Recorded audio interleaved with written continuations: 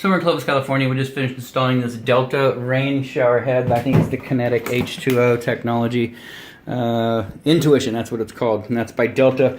Homeowner provided this. One of the things that we noticed when we first went to install it is this existing shower head was over tightened onto the arm coming out of the wall.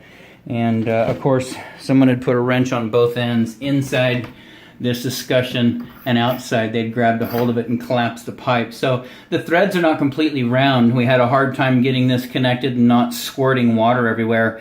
You know, it's tight in the wall, it's tied out here. This is existing. I recommend that if you begin to have trouble with this, we just replace this. So it's brushed nickel. Actually, this is a brushed. I was telling him to get chrome. This is a brushed nickel finish. So brushed nickel arm. So it's a 1/2 inch by 6 inch. It's just a standard size. You can get it at Home Depot or Lowe's.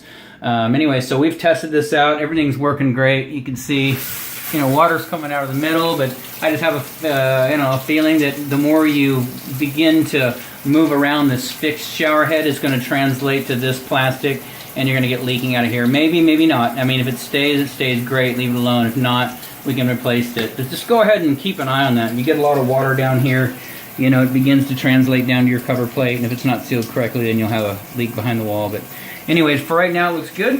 Outside of that, this installation is done.